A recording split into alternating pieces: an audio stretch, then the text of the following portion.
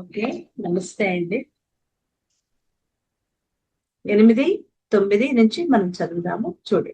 నైవ కించిత్ కరోమీతి యుక్తో మన్యేత తత్వవిత్ పశ్యన్ శృణ్వన్ స్పృశన్ జిఘ్రన్ అస్నన్ గచ్చన్ స్వపన్ శ్వసన్ ప్రలపన్ విసృజన్ గృహ్ణన్ ఉన్మిషన్ నిమిషన్నపి ఇంద్రియాణీంద్రియార్థేషు వర్తంత ఇతి ధారయన్ బ్రహ్మణ్యాదాయ కర్మాణి సంగం త్యక్త్వా కరోతి యః లిప్యతేన సపాపేన పద్మపత్రమివాంభసా కాయేన మనసా బుద్ధ్యా కేవలైరింద్రియైరపి యోగినః కర్మ కుర్వంతి సంగం త్యక్త్వాత్మ శుద్ధయే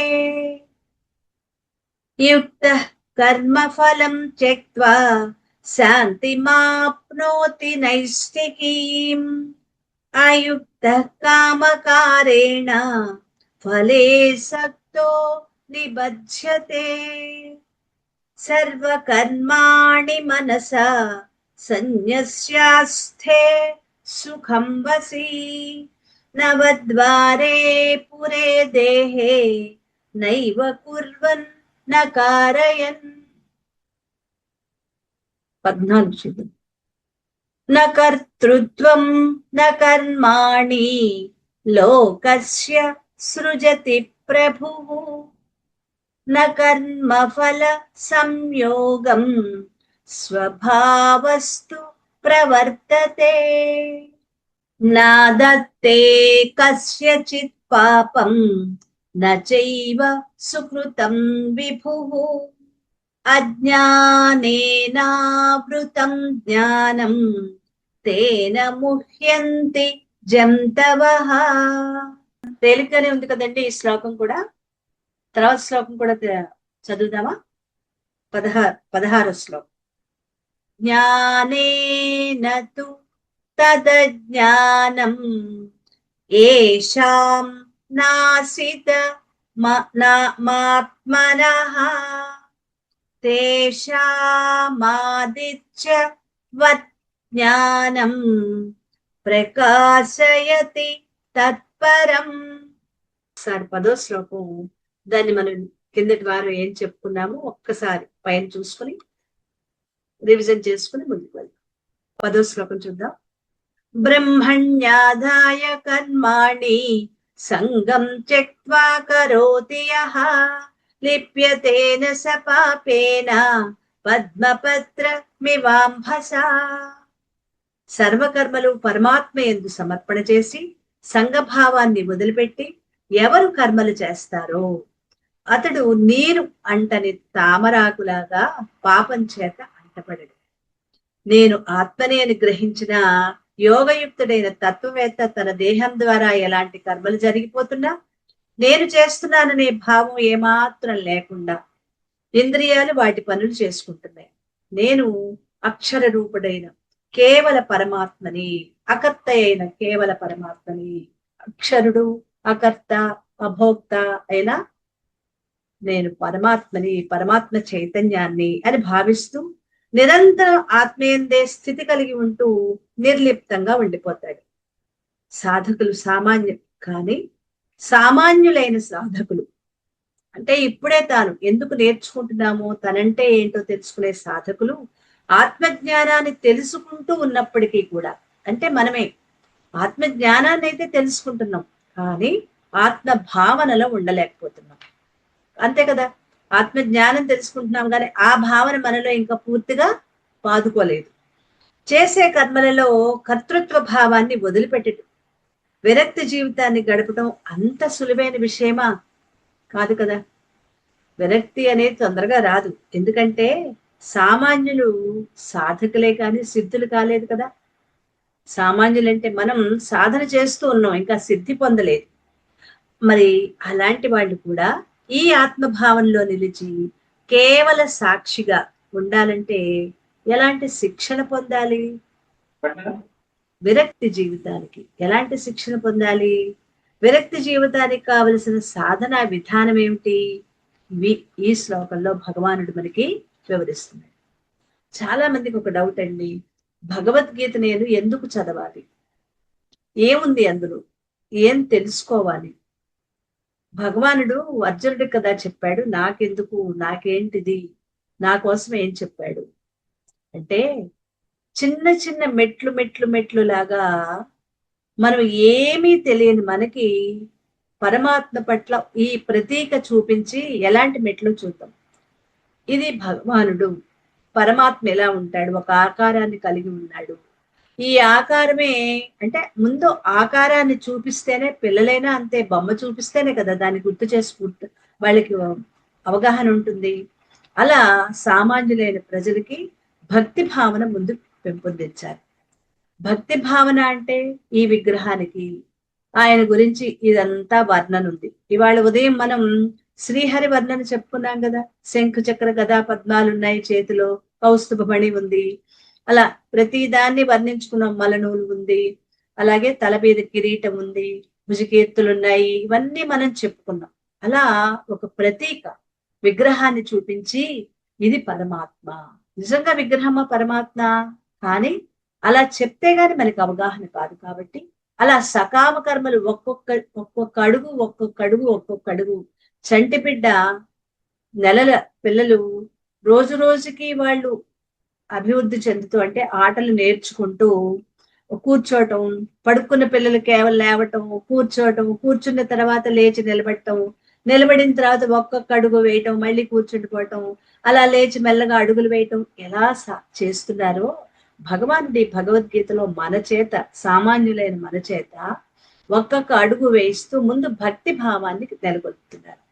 అప్పుడు ఆ పరమాత్మ పట్ల నీకు, ఓ పరమాత్మ ఎలా ఉంటుంది, ఇందుకోసం నేనేం చేయాలి, నేను ఎలా ఆచరించాలి, నేను ఎలా ఉండాలి అనేది తెలుస్తుంది. అసలు నేనంటే ఏంటి, నేను ఎందుకు పుట్టాను, నేను ఇప్పుడు ఏం చేస్తున్నాను. ఇంతమంది మనుషులు ఉన్నారు, అందరికీ కూడా తలొక రకమైన పనులు, ఎవరి కష్టాలు వాళ్ళవే. ఒకళ్ళకి వచ్చిన ఇబ్బంది ఒకళ్ళకి రాదు, ఒకళ్ళకున్న సంతోషం ఇంకొకళ్ళకి ఉండదు. ఎందుకు ఇలా ఎన్ని రకాలు ఉన్నాయి? ఆలోచన విధానం పెరుగుతుంది. భగవంతుడు నాకు అందరినీ బాగా చూస్తున్నాడు, నా దగ్గరికి వచ్చేప్పటికే ఆయన నన్ను చూడట్లేదు అనే మన అపోహలు మెల్లగా తొలగిపోతాయి. ఎలా? నేను ఏదైతే చేశానో అదే నేను అనుభవిస్తున్నాను కర్మయోగంగా. ఆ కర్మలు మనం కర్మయోగంగా, ఒకప్పుడు ఏదో చేశాను కాబట్టి ఇవాళ నాకు ఇంత మంచి జన్మ వచ్చింది, నేను ఇప్పుడు సుఖాలు అనుభవిస్తున్నాను, బాగుంది, చాలా బాగుంది అన్ని. కానీ మనం అనుకోండి, సుఖాలు అనుభవిస్తున్నప్పుడు నేను బాగున్నాను, నేను గత జన్మలో మంచి పనులు చేశాను, అందుకే నేను ఇప్పుడు ఇంత హాయిగా ఉన్నానని ఎవ్వరూ అనుకోరండి. అదే కష్టం అనుకోండి, దేవుడు అందరినీ బాగా చూసేస్తాడు, నా దగ్గరకు వచ్చేప్పటికీ ఆయన పక్షపాతం, నా దగ్గరకు వచ్చేప్పటికీ కష్టాలన్నీ నాకే పెడతాడు. అలా అయితే అనుకోగలం. కానీ నేను బాగున్నాను, నేను ఒకప్పుడు చేసిన మంచి పనులు ఇవాళ నాకు మంచి జీవితాన్ని ఇచ్చాయి అని ఎవరికి అంత ఆలోచన ఉండదు. అలాగ సామాన్య మానవుణ్ణి వేలు పెట్టుకు నడిపించినట్లుగా, ఒక్కొక్క అడుగు వేయించినట్లుగా భక్తి, ఆ తర్వాత కర్మలు, ఆ కర్మలలో ఎలా చెయ్యాలి నైపుణ్యము, ఇవన్నీ ఒక్కొక్కటి ఒక్కొక్కటి నేర్పించడానికి, అలాగే నా లోపల ఏ గుణాలు ఉన్నాయి, నేను వాటిని ఎలా తొలగించుకోవాలి, ఆ గుణాలు ఒక్కొక్కటి ఎలా వదులుచుకోవాలి, ఈ గుణాలకి వర్ణాలకి సంబంధం ఏంటి, అలాగే నా లోపల 3 శరీరాలు, ఈ శరీరాలు, ఇందులో నేను అసలు గత జన్మల నుంచి తెచ్చుకున్న వాసనలు కర్మఫలాలు అవి ఎక్కడున్నాయి, నా మనస్సు బుద్ధి అదెక్కడుంది, ఈ దేహంలో ఇవన్నీ కూడా ఎలా పనిచేస్తున్నాయి, మనసుకి దేహానికి ఇంద్రియాలకి ఎటువంటి సంబంధం ఉంది అని మన గురించి తెలుసుకోవడానికి చాలా చక్కగా వివరంగా భగవానుడు మన కోసం చెప్పిందే భగవద్గీత. ఇది కేవలం ఒక మతానికో, ఒక ప్రాంతానికో, స్త్రీలకో పురుషులకో ఎవరికో చెప్పింది కాదు. ఇదేంటి, సర్వమానవాళికి, నువ్వు ఏ దేశంలో ఉన్నా, ఎక్కడ ఉన్నా, మానవుడిగా పుట్టిన ప్రతి ఒక్కళ్ళకి కూడా ఈ ఒక్కొక్క మెట్టు ఒక్కొక్క మెట్టు తెలుసుకుని ఎక్కితే, కేవలం భగవద్గీతలోని శ్లోకాలు చదివినంత మాత్రాన మనకేమీ అర్థం కాదు. శ్లోకాలు చదివేస్తాం తప్పులు లేకుండా రాగయుక్తంగా, ఇంకా మనమే కొత్తగా రాగాలు సృష్టించి చక్కగా చాలా అద్భుతంగా. చూడండి పాత సినిమాలో చూస్తే అక్కడ హీరోయిన్ భగవద్గీత ఏదైనా పట్టుకుని రాగయుక్తంగా చక్కగా శ్లోకాలు చదివేవారు. అలా చాలా బాగా అద్భుతంగా చదవగలం. కానీ దాని వివరణ మనకి తెలియకపోతే, పనసపండు ఎదురుకుండా పెట్టుకున్నాం, కొయ్యటం చేత కాదు, కత్తలేదు, ఏం చేస్తాం? చూస్తూ కూర్చోడమే. భగవద్గీతలోని శ్లోకాలు కూడా నోటికొచ్చు, కానీ దాంట్లో ఒక్క అక్షరం యొక్క పదం, ఒక్క పదం యొక్క అర్థం కూడా మనకి తెలియదు. అప్పుడు మనం ఏం చేయాలి? ఎవరు చెప్తారు మనకి? దీంట్లో వివరం ఎవరు చెప్తారు అని అన్వేషణ ప్రారంభించాలి. ముందు నువ్వు నన్ను నేనెవరు అని తెలుసుకోవాలి అనే భావన మనకి ఎప్పుడైతే కలుగుతుందో అప్పుడు ఇవి మన దగ్గరికి వస్తాయి.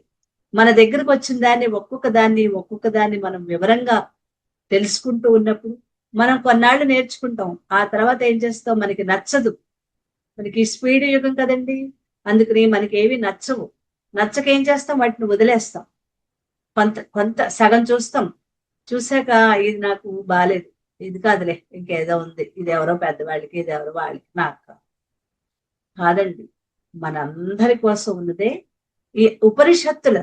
అన్ని ఉపనిషత్తులని యొక్క సారం అంతా కలిపి భగవానుడు వేదాలలోని సారం మొత్తాన్ని తీసి భగవద్గీతగా మనకి అందించాడు. ఎందుకంటే అందరం వేదాలు చదవలేం, ఉపనిషత్తులు చదువుకోలేం, బ్రహ్మసూత్రాలు ఇంకా వీటికి సంబంధించిన జ్ఞానాన్ని మనం పొందలేం. అలా పొందాలి అంటే ఒక సద్గురువుని ఆశ్రయించాలి.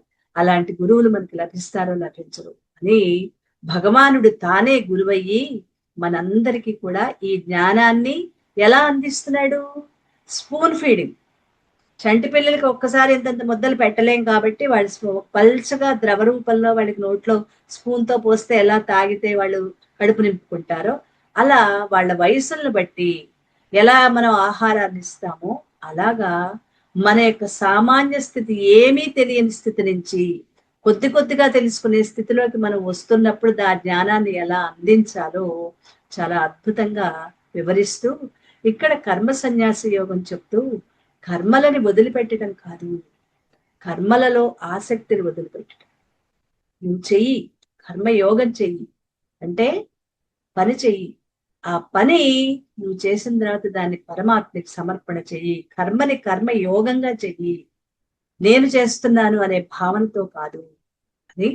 సాధారణంగా మానవులు నిరంతరం లోక వ్యవహారాల్లో నిమగ్నమై ఉంటారు. ఇది మన గురించి ఎందుకు చెప్తున్నాడు అంటే ఇది మన కోసం, సామాన్యమైన మనలాంటి వాళ్ళ కోసం, తన కుటుంబాన్ని పోషించుకోవటానికి, సుఖ దుఃఖాలు అనుభవించడానికి ఏవో పనులు చేస్తూ, సంపాదిస్తూ, ఖర్చు పెడుతూ, దాచుకుంటూ ఈ లోకంలో జీవిస్తూ ఉంటాం.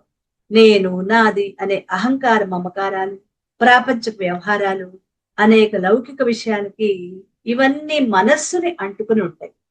ప్రతిదీ మనస్సే, ప్రతి దాంట్లో మనస్సు అంటుకుపోయి ఉంటుంది.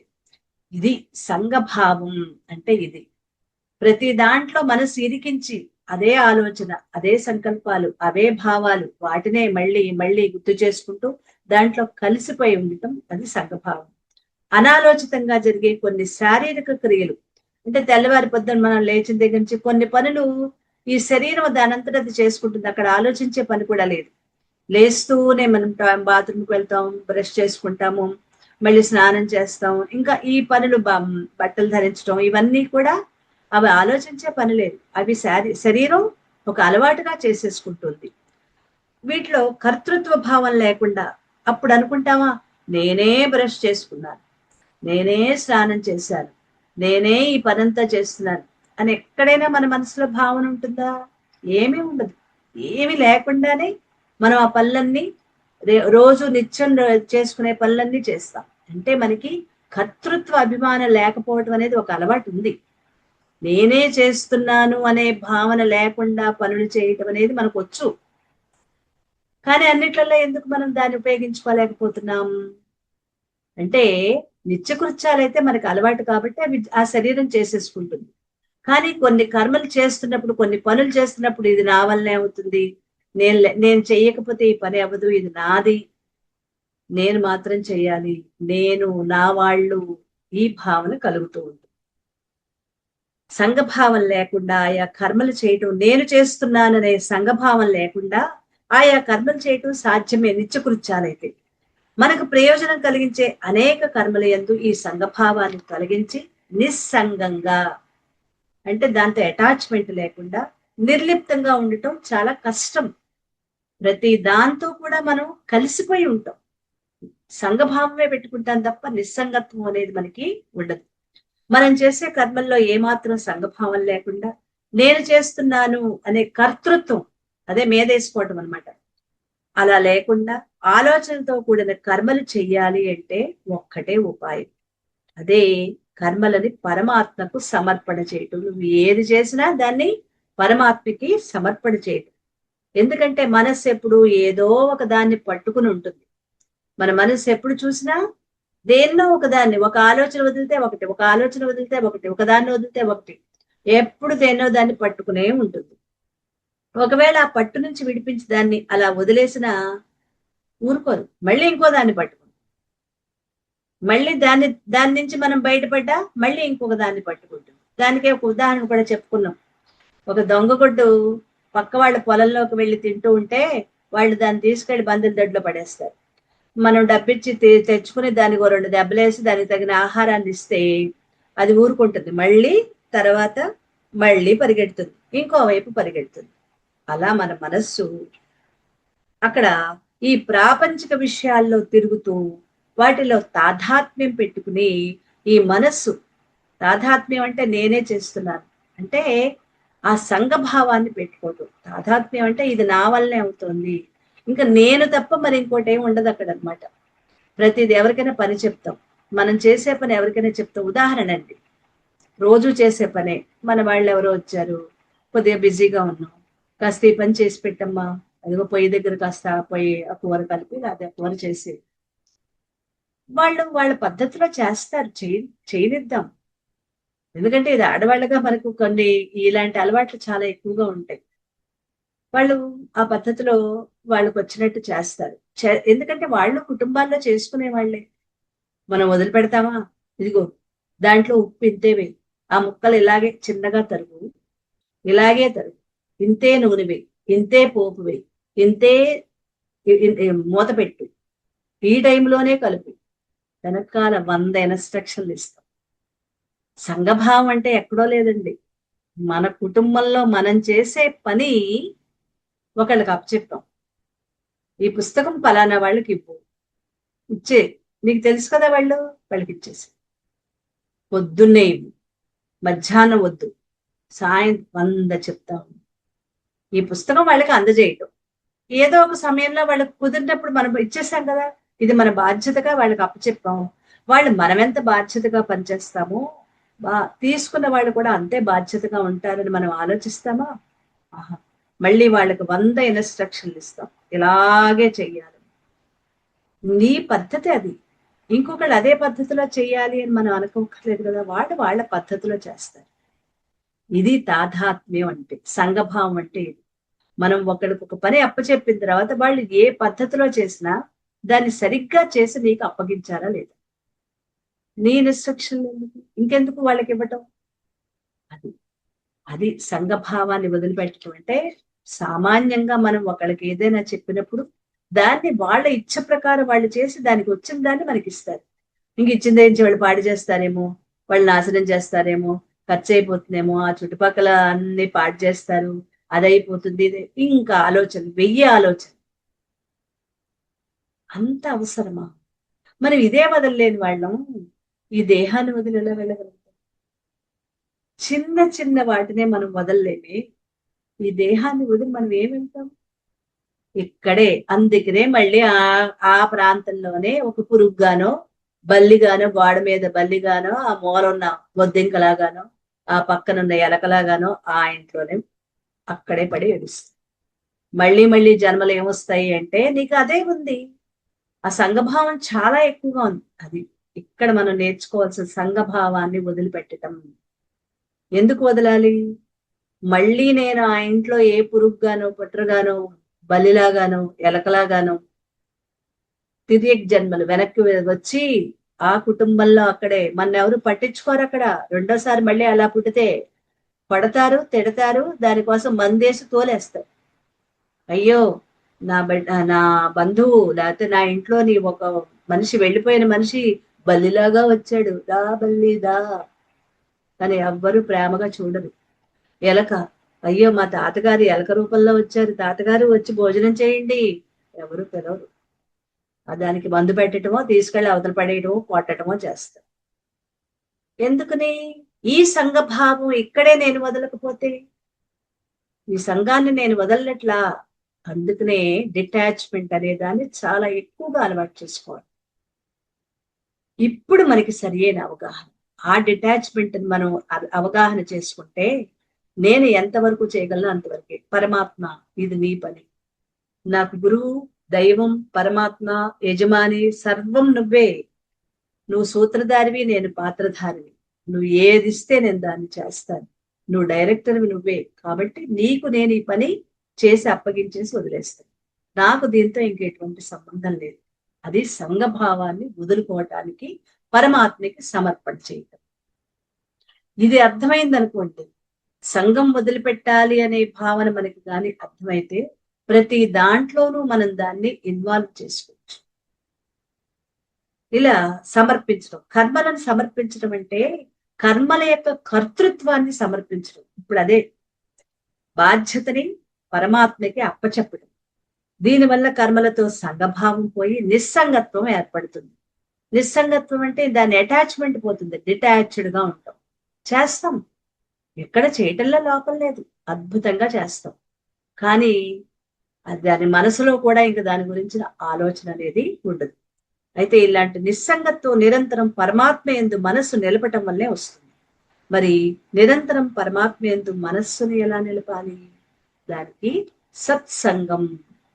సత్సంగం అంటే సత్పురుషుల యొక్క సాంగత్యం, మహాత్ముల యొక్క సాంగత్యం ఉత్తమమైన ఉపాయం. అందుకే ఆదిశంకరాచార్యులు భజగోవింద శ్లోకాల్లో సత్సంగత్వే నిస్సంగత్వం, నిస్సంగత్వే నిర్మోహత్వం, నిర్మోహత్వే నిశ్చలతత్వం, నిశ్చలతత్వే జీవన్ముక్తి. ఒక్క సత్సంగమే నిన్ను ఉన్నతమైన స్థితికి తీసుకెళ్తుంది.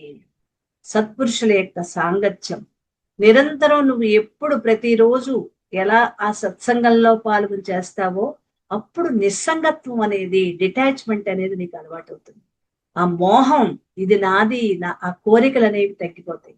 నిర్మోహత్వే నిశ్చలతత్వం, మనస్సు నిశ్చలమవుతుంది, ప్రశాంతమవుతుంది. ఆ నిశ్చల తత్వంలో నువ్వు నేర్చుకున్న జ్ఞానాన్ని చేసే సాధనల వల్ల మోక్ష స్థితి కలుగుతుంది. అది సత్సంగం యొక్క ఉపయోగం అన్నమాట. ఇలా సత్సంగం ద్వారా భగవంతుడిని సంఘభావం పెట్టుకోవటం ద్వారా భగవంతుడితో సంఘభావం, భగవంతుడితో సంఘభావం పెట్టుకో, మిగిలిన వాడితో కాదు. ప్రపంచంలో నిస్సంగత్వం ఏర్పరచుకుని చేసే కర్మలన్నిటినీ పరమాత్మకి సమర్పిస్తే ఏమిటి ప్రయోజనం?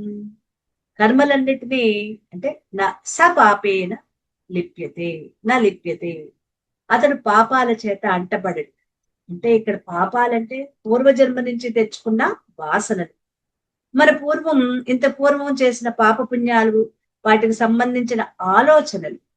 ఇక్కడ వాసనలు అంటే గత జన్మలలో చేసిన ఆలోచనలు, సంకల్పాలు, భావాలు ముద్రపడిపోయినవి ఏవైతే ఉన్నాయో అవన్నీ వాసనలుగా మన మనస్సుపై ముద్రలుగా పడి ఉంటాయి. ఎందుకంటే చాలా మందికి కర్మ ఫలాలంటే ఉన్న అర్థం అర్థమవుతుంది, కానీ వాసనలంటే అర్థం కాదు. ఈ వాసనలంటే గత జన్మలలో మన మనస్సులో ఆలోచించిన ఆలోచనలు, ఇప్పుడేం కాదు, ఎన్ని జన్మల క్రితమో అవి కూడా తెచ్చుకుంటున్నాం అన్నమాట. దాన్ని కూడా మోసుకొచ్చేస్తున్నాం మనం. ఆ వాసనలు, సంకల్పాలు, భావాలు, మనం కొన్ని ఇష్టపడినవి, కొన్ని ఏమో ఇష్టం లేనివి, మన మనస్సు మీద ముద్రలుగా పడినవి ఆ జన్మలలో, అవి ఈ జన్మకి తెచ్చుకుని వాటి ప్రేరణ లోపల నుంచి వస్తూ ఉంటే మనస్సు ద్వారా ఆలోచనలు చేస్తూ, బుద్ధిలో కోరికలు మనస్సులో ఆలోచనలుగా మారి అవి దేహం ద్వారా, కర్మేంద్రియాల ద్వారా, జ్ఞానేంద్రియాల ద్వారా విషయాలు సేకరించి కర్మేంద్రియాల ద్వారా దేహంతో పనిచేయిస్తున్నాం. ఎప్పటివి ఇవన్నీ? గత జన్మలలోని వాసనలు. ఇవి ఒకటే పోనీ ఆ వాసనలు ఒకటే తెచ్చుకున్నామా? కర్మ ఫలాలు కూడా తెచ్చుకున్నాం. గత జన్మల్లో మంచి పనులు, చెడు పనులు, మంచి పనులు చేసిన వాటికి మంచి ఫలితాలు, ఇద్దరిని ఇబ్బంది పెట్టిన దానికి చెడు ఫలితాలు, రెండూ తెచ్చుకున్నాం. ఇవి తప్పనిసరిగా అనుభవించాలి. ఇంకా దాన్ని అనుభవించడం తప్ప దాన్ని మార్చుకోవడానికి అసలు ఎక్కడా అవకాశం లేదు. కాబట్టి ఓ పక్కన కర్మఫలాలు అనుభవించాలి, రెండోది గత జన్మల్లోని వాసనలు. ఇవి చాలు మనకి తెల్లారిపోవటానికి జీవితం. అంటే ఇవి వీటిలోనే పడి చేస్తూ చేస్తూ మళ్ళీ కొత్త కర్మ ఫలాలు తెచ్చుకుంటాం, కొత్త వాసనలు తెచ్చుకుంటాం. ఇవి పూర్తి చేయడం ఇంకా అవ్వకుండానే మళ్ళీ కొత్తవి చేరిపోతూ ఉంటాయి. ఎంత అప్రమత్తంగా ఉండాలి. ఇవి సామాన్యమైన, మనకి ఇప్పటి వరకు ఏమైనా తెలుసా ఇన్ని కర్మఫలాలు వాసనలు ఉన్నాయని? భగవానుడు అంత చిన్న చిన్న వాటి దగ్గర నుంచి ఇవి ఉన్నాయ్యా, నువ్వు ఇవి తెచ్చుకుంటున్నావు, వీటిని నువ్వు పూర్తి చేసుకోవాలి, వదులుకోవాలి. అది భగవద్గీత నేర్చుకోవటం వల్ల ఏమిటి ఉపయోగం అంటే, ఇలాంటివి ఎలా తొలగించుకోవాలి అన్నది మనం అవగాహన చేసుకోగలుగుతాం. ఇలా ఆలోచనలు ఏవైతే ఉన్నాయో అవి వాసనలుగా మన మనస్సుపై ముద్దలు పడి ఉంటాయి. అవి మళ్ళీ మళ్ళీ మనకి కర్మలు ప్రేరేపిస్తూ ఉంటాయి. ఆ ప్రేరణ వల్ల మళ్ళీ మళ్ళీ కర్మలు, మళ్ళీ మళ్ళీ జన్మలు, ఇలా కర్మబంధంలో ఇరుక్కుంటాం. మరి ఈ వాసనలన్నీ క్షయమైపోతే ఇప్పుడు మనస్సు శుద్ధమై మనం ధ్యానానికి అనుకూలంగా ఉంటుంది. ధ్యానం దేన్నైతే మనం తలుచుకుంటూ ఉంటామో, తపన చెందుతూ ఉంటామో అది ధ్యానం. ఆ ధ్యాన స్థితిలోకి మనం వెళ్ళగలుగుతాం. అది మనకి ప్రయోజనం. అంతేగాని పూర్వంలో చేసిన పాపాలు నశించిపోతాయి కాదు ఇక్కడ. పాపాలు నశించవు, వాటి కర్మ చేసిన పాపాలు గాని పుణ్యాలు గాని అనుభవిస్తేనే ఖర్చు అవుతాయి. పాపాల చేత అంటబడడు అంటే ఈ విషయాన్ని భగవానుడు అద్భుతమైన ఉపమానం ఇంకోటి చెప్తున్నాడు. ఎందుకు అంటబడడు, ఎలా అంటబడడంటే, నీరు అంటని తామరాకులాగా బురదలోనే ఉంటుంది, ఆ నీళ్లలోనే పుట్టి పెరిగింది, కానీ నీటిని అంటించుకోదు. తామర పువ్వులాగా నీటిలోనే ఉన్నా దానికి నీరు అంటది. తామరాకు మీద నీటిలో ముంచి తీసాం తామరాకుని, ఒక్కసారి విదిలిస్తే నీళ్ళన్నీ పోతాయి, పొడిగా ఉంటుంది. అందుకే పద్మాన్ని వైదిక సంస్కృతికి పూజనీయమైన ప్రతీక. ఎందుకు భగవానుణ్ణి గాని ఎవరైనా బ్రహ్మదేవుణ్ణి కమలంలో కూర్చున్నట్లుగా, లక్ష్మీదేవిని పద్మంలో కూర్చున్నట్లుగా, సరస్వతీదేవి ఒక పద్మంలో వీళ్ళందరికీ ఎందుకు వాళ్ళ కళ్ళు పద్మాలు, పాద పద్మాలు, చరణ కమలాలు అని ఎందుకు ఈ కమలాలతో పోలిస్తారు అంటే, వాళ్ళకి అవేమి అంటని, అందులోనే ఉన్న అంటించుకోనట్లుగా ఎలా ఉంటుందో పద్మానికి అంతటి విశిష్టత ఉంది. బురదలో ఉన్న పద్మం ఏది అంటించుకోదు. తామరాకు అలాగే ప్రపంచంలో ఉన్నా కూడా ప్రపంచ విషయాలు, వ్యామోహంలు మనకి అంటకుండా ఉండాలని సూచించడానికే ఈ తామరాకుని, పద్మాన్ని ఉదాహరణగా చూపించారు. అదే పద్మపత్ర మివాంభస. బ్రహ్మార్పణ బుద్ధితో కర్మలాచరిస్తే ఆ కర్మలలో గొప్ప సామర్థ్యం వ్యక్తమవుతుంది. సంఘభావం కర్మలు చేస్తే, సంఘభావంతో కర్మలు చేస్తే అది అంటుకుంటుంది. అలా సంఘభావం లేకుండా కర్మలు చేస్తే అది మనకు అంటకుండా ఉంటుంది. సంఘభావంతో కర్మలు చేస్తే సమర్థత ఉండదు. అదే మనకు ఒక ఉదాహరణ చెప్తూ, ఒక డాక్టర్ గారు ఆపరేషన్లు చేయటంలో సిద్ధహస్తుడు, చాలా బాగా చేస్తారు. కానీ తన భార్యకి, తను ఎప్పుడూ చేసే, ఆయన ఒక స్పెషలిస్ట్, తన భార్యకి ఆయన ఆపరేషన్ చేయాల్సిన పరిస్థితి వస్తే ఆయన చెయ్యదు. ఎందుకు? ఆవిడతో ఆయనకున్న సంఘభావం అలాంటిది. ఇంకొక స్పెషలిస్ట్ తెప్పించి వాళ్లతో చేయిస్తారు. ఆమెకు మరొక డాక్టర్ వద్దకు తీసుకెళ్లి ఆపరేషన్ చేయిస్తారు. ఎందుకు? తన భార్యపై ఉన్న మోహం, మమకారం అతన్ని అసమర్థుని చేస్తుంది. చేతులు వణుకుతాయి. సరిగ్గా ఆపరేషన్ చేయకపోతే ఆవిడ ప్రమాదం వస్తుంది, కాబట్టి నేను చెయ్యలేను, నా వల్ల కాదు. అది సంఘభావం. అది భార్య అనే సంఘభావం వల్లే బెదురు. కాబట్టి సంఘభావాన్ని వదిలితే సమర్థత కూడా ఉంటుంది.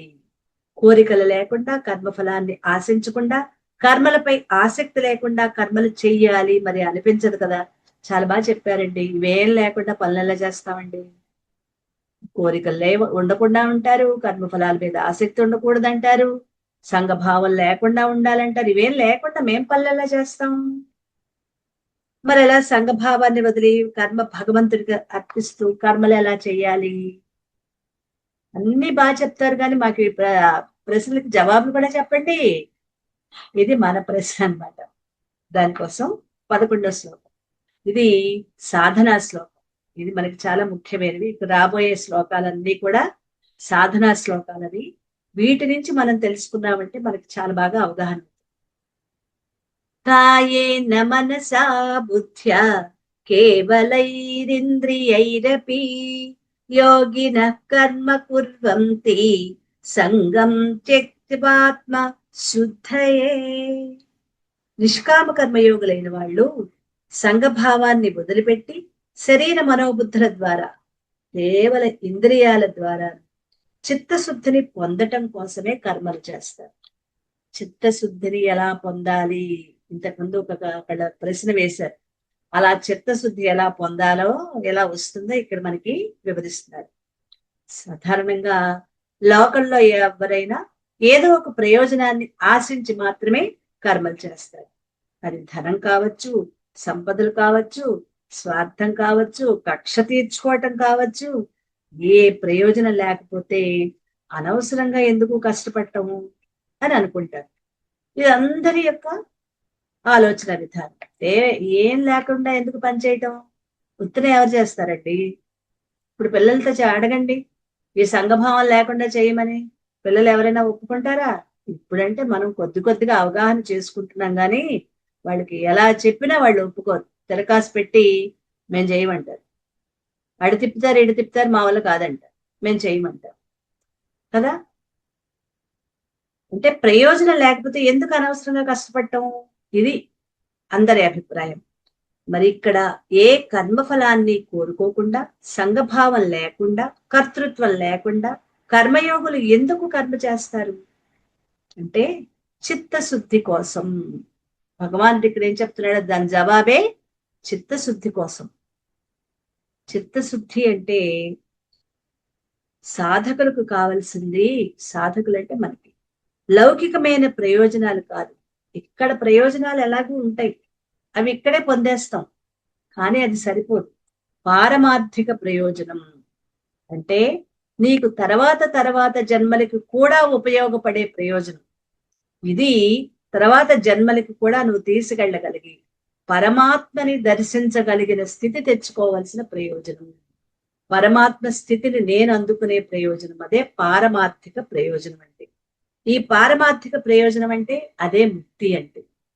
పరమాత్మ యొక్క అనుభూతిని నేను పొందాలి అంటే దానికి సంబంధించిన సాధనలు చేయాలి. అదే ముక్తి, అదే మోక్షం. ఇలాంటి మోక్ష ప్రాప్తికి ఆత్మజ్ఞానం కావాలి. నేను ఆత్మని అనే అనుభూతి చెందటమే ఆత్మజ్ఞానాన్ని పొందటం. మరి ఆత్మజ్ఞానాన్ని అనుభవంలో తెచ్చుకోవడానికి ధ్యాన నిష్టలో నిలవాలి. ఇప్పుడైతే సమాధి స్థితి, సమాధి అంటే ఏం లేదు, సమాధి అంటే ఒక 2 అర్థాలు ఉంటాయి. ఒక్క ఆలోచన కూడా నేను నాకు ఏ ఆలోచనలు లేవు, ఏ ఆలోచనలు లేకుండా ఈ ధ్యాన సాధన సాగుతోంది అని అనుకోవటం కూడా అది సమాధి స్థితి కాదు. అలాగే సమాధి, ధి అంటే బుద్ధి, సమ అంటే దేన్నైనా కూడా, రెండిటిని కూడా, రాగము, ద్వేషము, కష్టము, నష్టము, మంచి చెడు, జయము, అపజయము, ఇలా ద్వంద్వాలు రెండిటిని ఒకే బుద్ధిగా చూడటం. తక్కువ ఎక్కువ, పెద్ద చిన్న ఇలాంటివి ఏమీ లేకుండా అన్నిటినీ సమంగా చూడటమే సమబుద్ధి. సమాధి అనే మాటకు అర్థం ఏంటంటే సమ ప్లస్ ధి అంటే అన్నిటినీ కూడా ఒకే విధంగా చూడటం.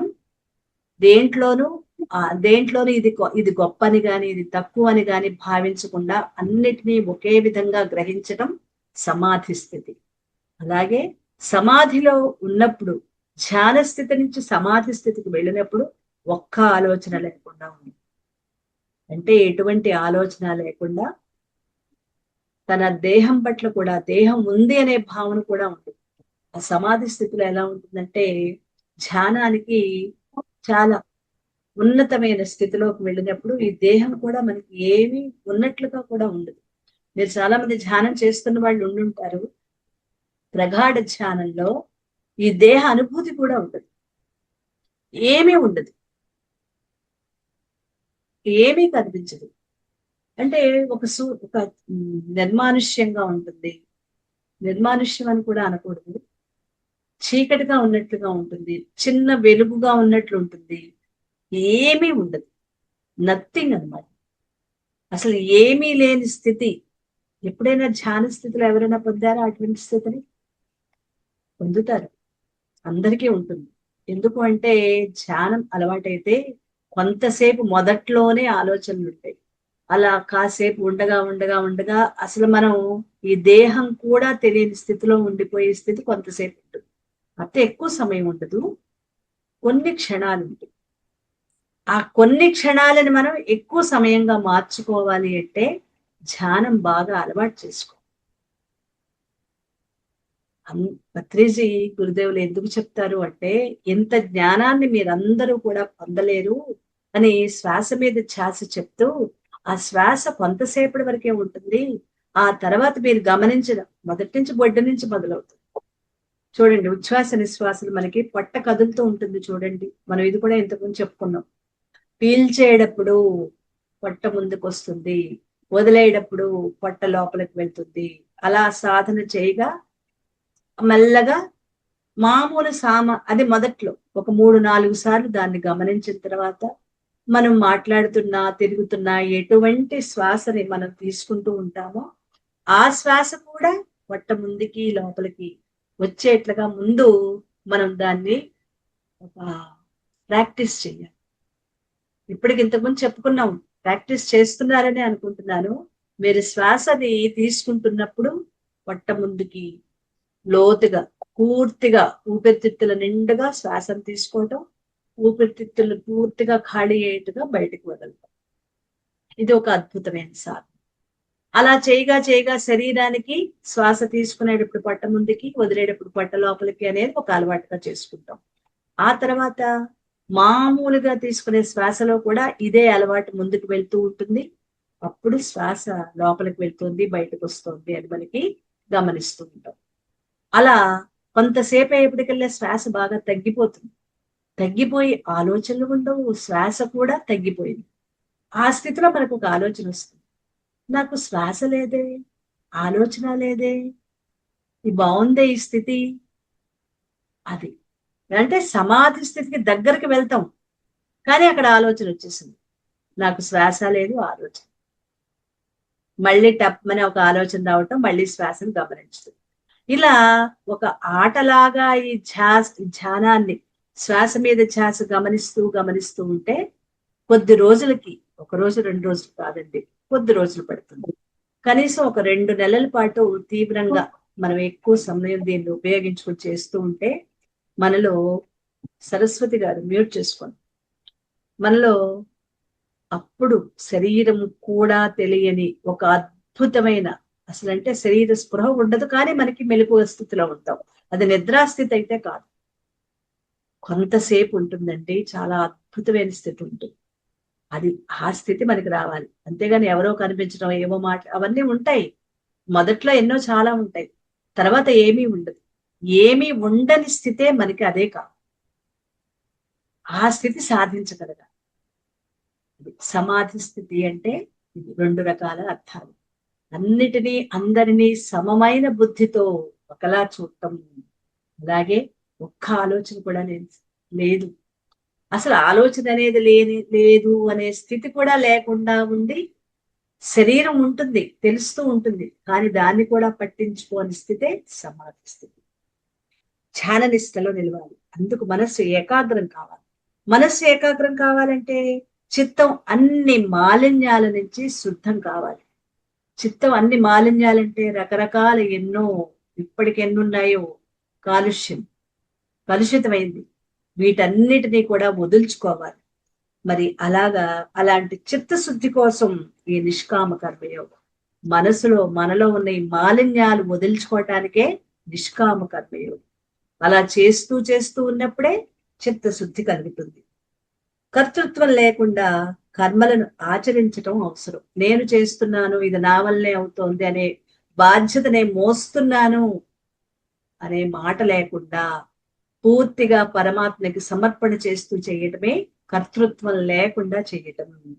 అందుకే యోగులు తత్వంలో నిలవాలనుకున్న సాధకులు చిత్తశుద్ధి కోసమే సంగరహిత కర్మలని ఆచరిస్తూ ఉంటారు. ముందు మనం చిత్తశుద్ధి పెంపొందించు అంటే మనసులో ఉన్న మాలిన్యాలని కల్మషాలని పోగొట్టుకోవాలి. ఎప్పుడైతే చిత్తశుద్ధి కలుగుతుందో బుద్ధి సూక్ష్మంగా ఉంటుంది. అంటే మనసు ఎప్పుడైతే ప్రశాంతమయ్యి అన్నిటినీ వదులుకుంటున్నామో అప్పుడు బుద్ధి ఏమవుతుంది, మనం నేర్చుకునే ఈ జ్ఞానాన్ని అందుకోవటానికి చాలా సునిశ్చితంగా తయారవుతుంది. బుద్ధి సూక్ష్మ అంటే మనసు ఏకాగ్రం అవుతుంది. ఏదైతే చెప్తున్నారో బుద్ధి సూక్ష్మత అంటే ఏం లేదు. దీనికి ఉదాహరణ ఏం లేదు. పైనుంచి పైన గ్రద్ద ఉంటుంది చూడండి. ఆ గ్రద్ద ఎంత దూరం అంత ఆ దూరం ఆకాశంలో అది పరిభ్రమిస్తూ ఉంటుంది. దానికి భూమి మీద ఉన్న చిన్న కోడి పిల్ల కూడా దానికి కనిపిస్తుంది. మామూలుగా మనకి కొంత దూరంలో ఉన్న వస్తువే సరిగ్గా కనిపించదు. కానీ పైన ఆకాశంలో అంత దూరం నుంచి కూడా అది తిరుగుతూ ఉన్నా కూడా దాని దృష్టి చిన్న తన జీవి యొక్క తను తీసుకునే ఆహారం యొక్క జీవి కూడా దాని కంటికి కనిపించి అది ఒక్కసారిగా ఎంత ఏకాగ్రం చేస్తుందంటే బుద్ధిని, అదే దృష్టి తక్కువ స్పీడ్గా వచ్చేస్తుంది, దాన్ని తన్నుకుని పైకి వెళ్ళిపోతుంది. అంటే ఈ ఏకాగ్ర బుద్ధి అన్నది గద్దలకి వాటి ఆహారం కోసం ఉపయోగించుకుంటుంది. మరి మనం జ్ఞానాన్ని పెంపొందించుకోవడానికి మనం ఎంత ఏకాగ్ర బుద్ధిని పొందాలి కదా. బుద్ధి సూక్ష్మత అంటే మనం ఏదైతే నేర్చుకుంటున్నామో దాన్ని మనం అవగాహన చేసుకోవాలి. అది ఏకాగ్రం అంటే.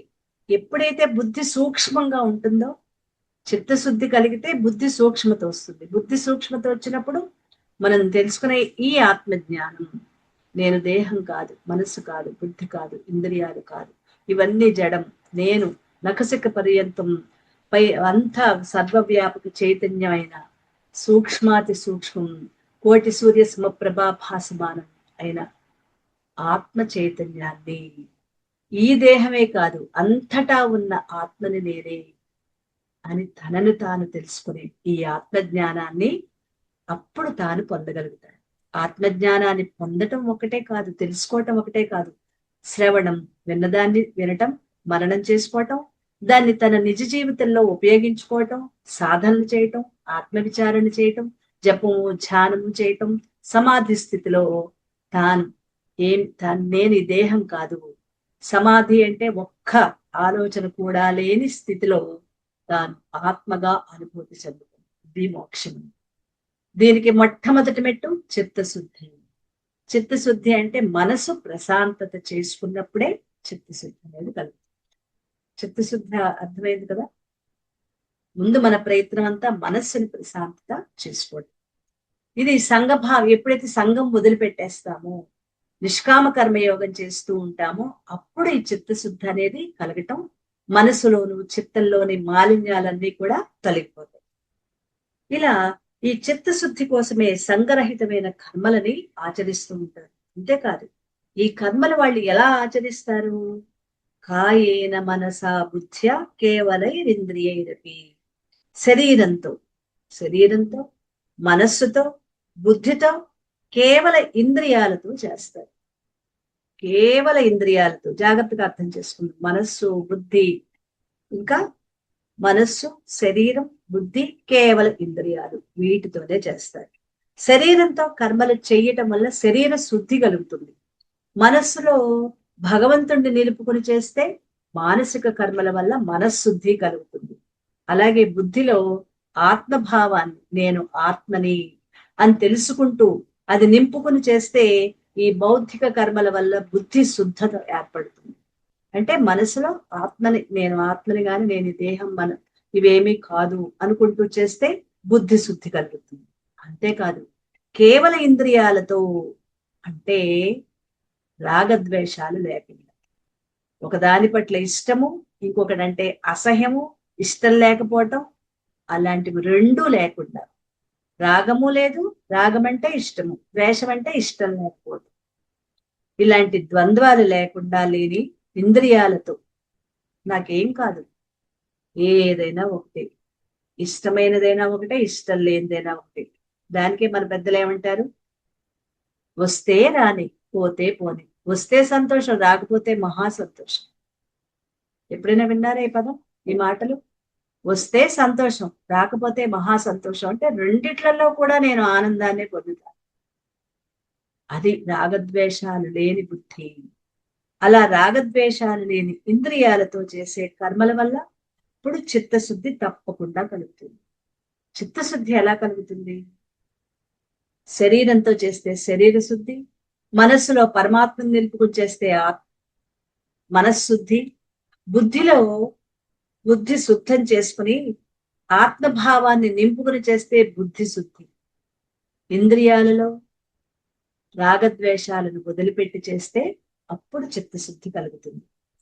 అందువల్ల ఈ కర్మలన్నీ కూడా పరమాత్మ ప్రీతి కోసం, భగవదార్పణ బుద్ధితో, నేను నా కోసం చేయట్లా, పరమాత్మకి సమర్పణ చేయటం కోసం.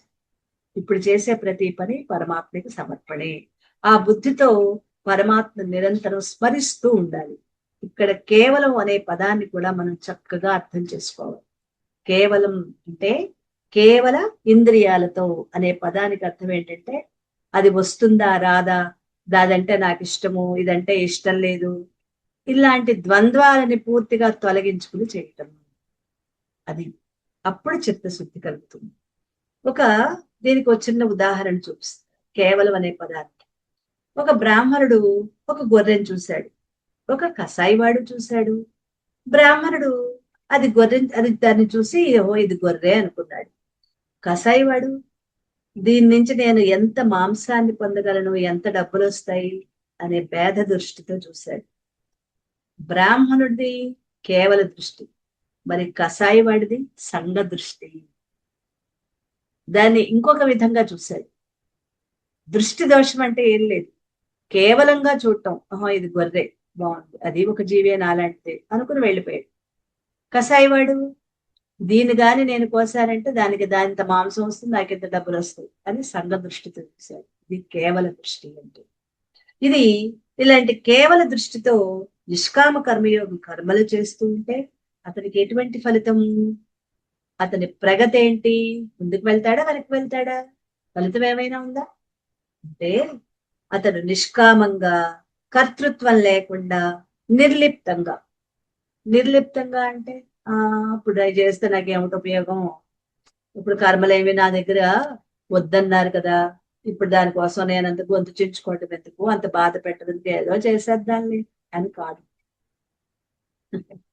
ఎందుకంటే నిర్లిప్తం అనే మాటను చాలా తప్పుగా అవగాహన చేసుకుంటారు. ఏంటి చాలా నిర్లిప్తంగా ఉన్నావు, ఉదాసీనత, నిర్లిప్తత, ఈ పదాలు మనం వాడుతూ ఉంటామండి. వాటిలో ఉన్నతమైన అర్థాలు, అత్యంత ఉన్నతమైన అర్థం ఉంది. అంటే నిర్లిప్తత అంటే దాని యొక్క ఏది కూడా నన్ను అంటించుకోకుండా తామరాకులాగా దాంట్లో ఉంటాను, కానీ మనసు వరకు దాన్ని తెచ్చుకోకుండా ఉండటమే నిర్లిప్తత అంటే. చక్కగా చేస్తాం, నైపుణ్యంతో చేస్తాం, ఇంతకంటే బాగా చేస్తాం. ఇంతకుముందు సరిగ్గా చేయలేకపోయాం, ఇప్పుడు ఇంకా బాగా చేయగలుగుతాం, కానీ మనసుకు అంటించుకోం. మనసుని దాంట్లో మనసు పెట్టి చేస్తాం, కానీ మనసుతో దాన్ని అంటించుకో. రెండిటికి ఉన్న తేడా గమనించండి. మనసు పెట్టి పూర్తిగా చేస్తాం, కానీ దాన్ని మనసుకి అంటించుకో. అది నిర్లిప్తత అంటే. ఉదాసీనత, ఆసీనత, ధరించి పైకి వెళ్ళదు. చూడండి, ఇప్పటి ఈ రెండు పదాలని చాలా తక్కువ భావంతో మనం వాడేవాళ్ళం కదా. ఇంక నుంచి ఈ పదాలని మనం ఎలా వాడాలో అవగాహన చేసుకుంటాం. ఉదాసీనత అంటే ధరించి పైకి వెళ్ళదు. నిర్లిప్తత మనస్సు పూర్తిగా పెట్టి లగ్నం చేసి పనిచేసి దాని గురించి నేను చేస్తున్నానను, అది ఇలా వస్తుందని గాను సంఘభావం లేకుండా చేయదు. మనస్సే కదా అన్నిటికీ మూలం. సంఘభావం పెట్టుకునేది మనస్సే. మనసు పూర్తిగా అందులో పెట్టి చేస్తాం, కానీ సంఘం మాత్రం పెట్టుకో. అది నిర్లిప్తత. ఇప్పుడు ఈ పదాలు మనకు అవగాహన అయ్యాయంటే వాటిని ఎక్కడ వాడాలో అక్కడే వాడతాం, అంటే వాటిని ఎక్కువ వాడమన్నమాట. మనకి అప్పుడు అర్థం అవుతుంది. అలా నిర్లిప్తంగా, ఎటువంటి భావన లేకుండా కర్మలు చేస్తూ ఉంటే చివరికి ఆ కర్మలు చేసేది నా దేహం, తన దేహం అని. ఇంతేనా? నా దేహం, నా మనస్సు, ఈ మనస్సు, ఈ దేహం, ఈ మనస్సు, ఈ బుద్ధి, ఈ ఇంద్రియాలు, ఇవి కర్మలు చేస్తున్నాయి. నేనేం చేసేవాడిని కాదు, చేసేవన్నీ ఇవి. దీనికే ఒక మనం సాధన చెప్పుకున్నాం, సాక్షి భావన. గుర్తుందా? సాక్షి భావన సాధన ఇది చేస్తోంది. నేనైతే ఏం చేయట్లా, కేవలంగా కేవల సాక్షిగా ఉంటున్నాను. అయితే అలా తెలుసుకునేది ఎవరు? బుద్ధి స్థానంలో కూర్చున్న ఆత్మ. ఇలా నేను కేవలంగా చూస్తున్నాననేది ఎవరిక్కడ? ఆత్మ చైతన్యం. ఇలా కేవల సాక్షిగా ఉండి చూసే ఆ ద్రష్ట. ద్రష్ట అంటే చూసేవాడు. ఎవరా చూసేవాడు? నాలోని ఆత్మ చైతన్యం, అదే పరమాత్మ. ఆత్మ చైతన్యం అన్నా పరమాత్మన్నా ఒక్కటి. అదే ద్రష్ట. అంటే నాలోని ద్రష్ట తనలోనే గమనిస్తూ ఉంటాడు. క్రమంగా ఆ దృష్టితో ఐక్యమై నేనెప్పుడు నేను చేస్తున్నాననే భావన కాకుండా ఇది చేస్తోంది. మనసు ఆలోచించుకుంటోంది, బుద్ధిలో కోరికలు అది విశ్లేషణ చేసుకుంటోంది. ఈ ఇంద్రియాలు, కన్ను కన్ను చూస్తోంది, చేతులు పనిచేస్తున్నాయి, కాళ్ళు నడుస్తున్నాయి, నోరు మాట్లాడుతోంది. ఇవన్నీ అంటే ప్రతి ఇంద్రియము 14 ఇంద్రియాలు, 5 జ్ఞానేంద్రియాలు, 5 కర్మేంద్రియాలు, 4 అంతరింద్రియాలు. ఈ 14 వాటి పనులు అవి చేసుకుంటాయి. నేనేమి చేయకుండా నేను చూసేవాడిగా ఉన్నాను, కేవల సాక్షిగా ఉన్నాను. ఐక్యమై ఆత్మగా ఉంటాడు. ఇది కేవల సాక్షి. అంటే ఆత్మతత్వాన్ని, పరమాత్మ తత్వాన్ని తెలియజేసే ఉపనిషత్తుల జ్ఞానం బుద్ధిలో నాటుకుని వృద్ధి చెందాలి అంటే ముందు బుద్ధి సూక్ష్మంగా ఉండాలి. ఇందాక చెప్పుకున్నాం, చిత్తశుద్ధి నుంచి ఇవన్నీ ఒకదానికొకటి స్టెప్స్.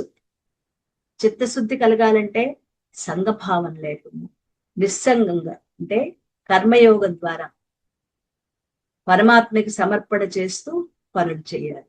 మనసును ప్రశాంతంగా ఉంచుకోవాలి. అప్పుడు చిత్తశుద్ధి కలుగుతుంది. చిత్తశుద్ధి కలిగితే బుద్ధి సూక్ష్మంగా ఉంటుంది. బుద్ధి సూక్ష్మం అంటే బుద్ధి ఒకే విషయం మీద ఏకాగ్రంగా ఉండి మనం ఏదైతే తెలుసుకుంటున్నామో దాన్ని సంపూర్ణంగా అవగాహన చేసుకోగలుగుతాం. అప్పుడు ఆత్మజ్ఞానాన్ని అందుకుంటాం.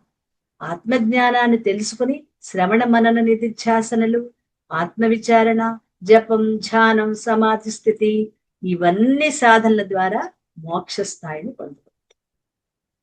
ఎక్కడి నుంచి ఎక్కడికి ఒక్కదానికొకటి లింక్ చూడండి. వీటన్నిటికీ కర్మయోగమే. అలా ఉండాలి, సూక్ష్మంగా ఉండాలి అంటే మళ్ళీ వెనక్కి వచ్చి గుర్తు చేసుకుందాం. మనసు ప్రశాంతంగా ఉండాలి. బుద్ధి సూక్ష్మ, చిత్తశుద్ధి అనగానే మనకి ఏం గుర్తు రావాలి? మనస్సుని ప్రశాంతంగా ఉంచుకోవాలి. అంతే కదా? మనసులో ఉన్న మాలిన్యాలన్నీ తొలగించుకోవాలి కదా.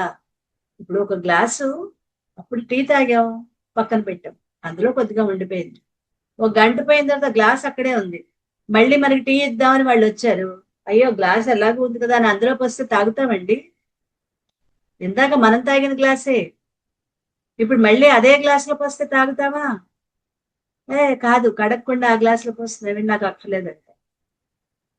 అంటే అలాంటిదే మనం తాగినప్పుడు, మనం ఒకసారి తాగిన గ్లాస్ లో మళ్ళీ పోస్తేనే మనం తాగలేమే. అలాంటిది మనసంతా మాలిన్యాలతో నిండిపోయి ఉంటే ప్రశాంతత ఎక్కడుంటుంది? ముందు ఆ మాలిన్యాలని, ఆ ఆలోచనలని, అక్కర్లేని వాటిని తొలగించుకోవాలి. అది మనసు ప్రశాంతత చేసుకోవాలి అంటే ప్రతి దాంట్లో దూరిపోకూడదు. ఇందాక ఒక ఉదాహరణ చెప్పుకున్నాం, ఒకరికి మనం పని చెప్పామంటే సంఘభావం తొలగించుకోవాలి. మనసు ప్రశాంతత చేసుకోవటం అంటే ఉత్తనే రాదండి, సంఘం తొలగించుకోవాలి. ఆ సంఘం అన్నిటితో పెట్టేసుకుంటున్నాం. ఎవరికైనా ఏదైనా పని చెప్పామంటే ముందు మనం వాళ్ళు అక్కడే దూరిపోతున్నాం. వాళ్ళ చేత వాళ్ళు పని చేయడం కాదు, మనమే మనసు పెట్టి 100 చెప్తాం వాళ్ళకి. ఎవరికైనా ఇంకొక ఉదాహరణ, ఒక అడ్రస్ చెప్పామనుకోండి. అడ్రస్ చెప్తే వాళ్ళు, బాబు ఆ పక్క సందులోంచి అలా వెళ్ళి ముందుకు వెళ్ళి ఎడం చేతి వైపు వెళ్తే మీకు ఒక ఫలానా చెట్టు కనిపిస్తుంది, అశోక వృక్షాలు 3 ఉంటాయి, ఆ అశోక వృక్షాల తర్వాత ఇల్లే ఇప్పుడు నువ్వు అడిగిన అడ్రస్సు అని చెప్పాం. మళ్ళీ మనం ఆలోచన. నేను చెప్పాను కానీ వాడు వెళ్తాడో వెళ్ళడో, పోన్లే అంతవరకు వీళ్ళ దిగబెట్టొద్దాం. నిజంగా అవసరం అండి మనకి? అలాగే చేస్తున్నాం. చెప్పి మనం ఊరుకోం.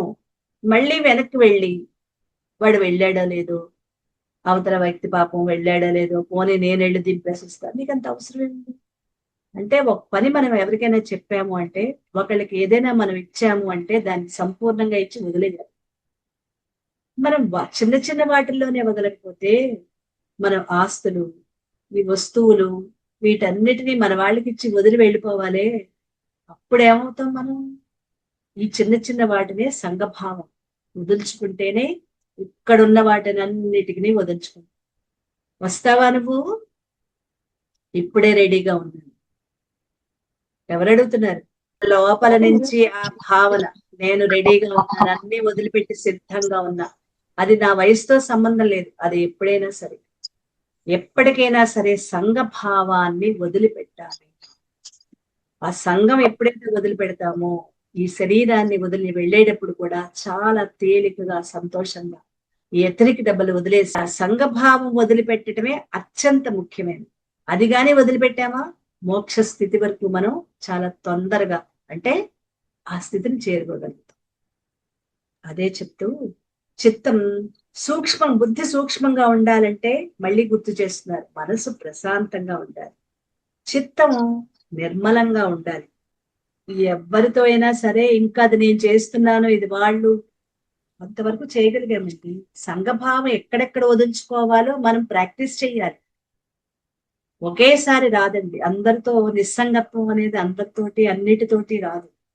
మనం చిన్న చిన్న పనుల నుంచే మొదలు పెట్టండి. చిన్న చిన్న వాటి నుంచే నిస్సంగత్వాన్ని అలవాటు చేసు, సంఘభావాన్ని వదిలిపెడదాం. ఈ వస్తువు నాది, గట్టిగా పట్టుకున్నాం, ఇది లేకపోతే నేను ఉండలేను, అబ్బో నా ప్రాణం, నాకు ఇష్టం, వదిలేద్దాం. 4 రోజులు దాన్ని వదిలిపెట్టేసి మనం ఉండగలమా లేదో చూద్దాం.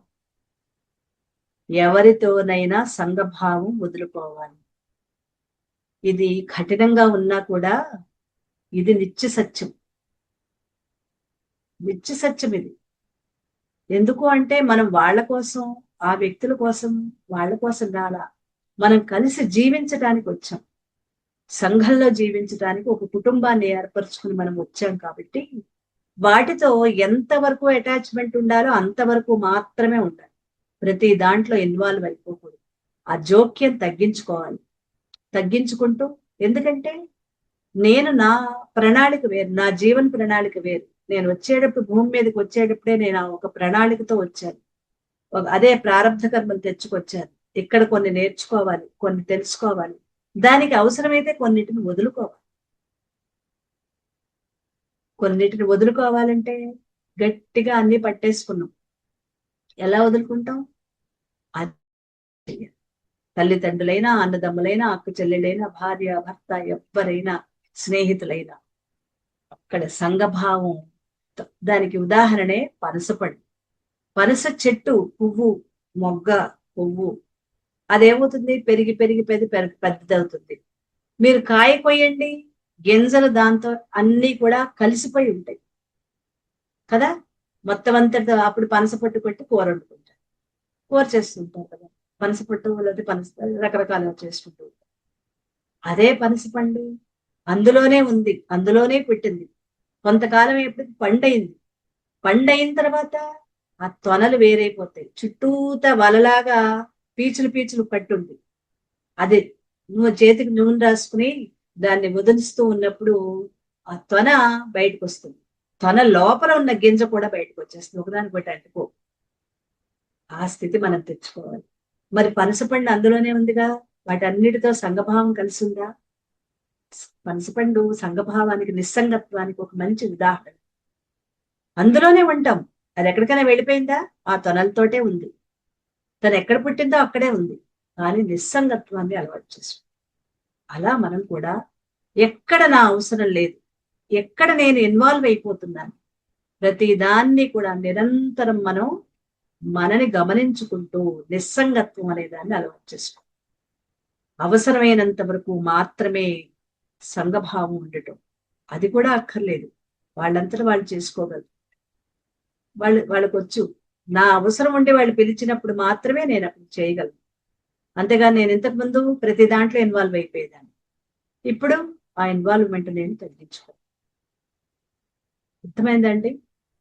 బా మీకు ఇది నచ్చిందా లేదా అని నేను అన్న కానీ అలవాటు మాత్రం చేసుకో. నిస్సంగత్వం అలవాటు చేసుకున్నప్పుడే మన ప్రణాళిక ప్రకారం ఎవరి జీవన ప్రణాళిక వాళ్ళకు ఉంటుంది ముందుకు వెళ్ళటానికి. ఇప్పుడు మన జీవన ప్రణాళిక ఏంటి అంటే జన్మలు తగ్గించుకోవడం. మనందరి యొక్క ప్రణాళిక జన్మలు తగ్గించుకోవడం. ఇప్పటి వరకు కోటాను జన్మలు తీసుకున్నాం. ఎందుకు? ఈ సంఘభావంతో. ఇప్పుడు సంఘభావాన్ని మెల్లగా తగ్గించుకుంటూ జన్మలు కూడా తగ్గించుకోవాలి. లేదు కర్మబంధాలు మళ్ళీ ఇవే కాళ్ళకు చుట్టుకుంటాయి. మళ్ళీ జన్మలు, మళ్ళీ కర్మలు, మళ్ళీ జన్మలు, ఇలా ఎన్నో ఎన్నో కోట్ల జన్మలు ఇస్తాం. ఇప్పుడు అవి తగ్గించుకోవాలి అంటే సంఘభావాన్ని వదులుకోవాలి. సంఘభావం తగ్గించుకుంటూ ఇప్పుడు చేయగలిగినప్పుడే ఆత్మజ్ఞానాన్ని పొందుతూ సాధనలు చేస్తూ ఉన్నప్పుడు తర్వాత జన్మకి ఇవన్నీ కూడా మనం అందుకోగలుగుతాం. మళ్ళీ ఇక్కడ ఎంతవరకు సాధన చేశామో అక్కడ నుంచి తర్వాత జన్మకి మళ్ళీ అందుకుని ఇంకా బాగా ముందుకు వెళ్ళిపోతాం. అలాగని సన్యాసనము సర్వసంగ పరిత్యాగం కాదు. సంసారులుగా ఉంటూనే కుటుంబంలో ఉంటూనే మోక్షాన్ని పొందేవాళ్ళు అనేక మంది ఉన్నారు. అందరూ బయటకు వెళ్ళి చేసిన వాళ్ళు కాదు. వాళ్ళు ఉన్నవారు వాళ్ళు ఉన్నారు. మనకి ఏది అవసరమో అన్నది అప్పుడు ఆ జన్మ ప్రణాళికలు. ఈ జన్మ ప్రణాళిక ఇప్పుడు మన జన్మ ప్రణాళిక నిస్సంగత్వాన్ని అలవాటు చేసుకోవటం. అప్పుడే నేను తెలుసుకునే జ్ఞానం నా మనసు ప్రశాంతమవుతుంది, చిత్తశుద్ధి కలుగుతుంది. చిత్తశుద్ధి కలిగితే బుద్ధి సూక్ష్మత ఉన్నప్పుడే ఈ ఆత్మ జ్ఞానం మనకి అవగాహన. అప్పుడు సాధనలు చేసి ముందుకు వెళ్ళాలి. Okay madam? అలా చిత్తశుద్ధి నిర్మలం శుద్ధం అవ్వాలంటే అసంగ భావంతో, అదే సంఘభావం లేకుండా భగవదార్పణ బుద్ధితో ఏది చేసినా పరమాత్మకి సమర్పణ చేసే బుద్ధితో, కర్తృత్వం లేకుండా నేను చేస్తున్నాను నా వల్లే అవుతోంది అది కర్తృత్వం. అది లేకుండా కర్మలు చేసినప్పుడే సాధ్యమవుతుంది. అందుకే కర్మయోగులు చిత్తశుద్ధి కోసం సాక్షిగా కర్మలు చేస్తూ ఉంటారు. కేవల సాక్షి. దీనికే మనం సాక్షి భావన అనే ఒక సాధన కూడా మొదలుపెట్టాం. ఈ దేహం చేస్తుంది, ఇది తింటోంది, దీనికి నిద్ర వస్తుంది, ఈ మనసు ఆలోచిస్తుంది, ఇదేదో విశ్లేషణ చేసుకుంటోంది ఈ బుద్ధి. కాళ్ళు వాటంతటా అవి నడుచుకుంటూ ఎక్కడికో వెళ్తున్నాయి, చేతులు పనిచేసుకుంటుంది. ఇలా ప్రతి ఇంద్రియాన్ని ప్రతి దాన్ని కూడా అది చేసుకుంటుంది, నేను చూస్తున్నాను. చూస్తుందండి సాక్షి భావన. ఇది ఈ సాక్షి భావన అన్నది అత్యంత ఉత్తమమైన సాధన. ఎన్ని జన్మలైనా చేయవలసిన సాధన ఇది. ఎందుకంటే ఆత్మస్థితిలో మనం నిలబడటానికి ఈ సాధనే ముఖ్యం. దీనికోసం మనం కొన్ని గుర్తులు కూడా పెట్టుకున్నాం. ఒక్కొక్క చోట మనం ఏదైనా ఒక గుర్తు పెట్టుకుని అది చూడగానే ఓహో ఇప్పుడు నేను సాక్షి భావన చెయ్యాలి.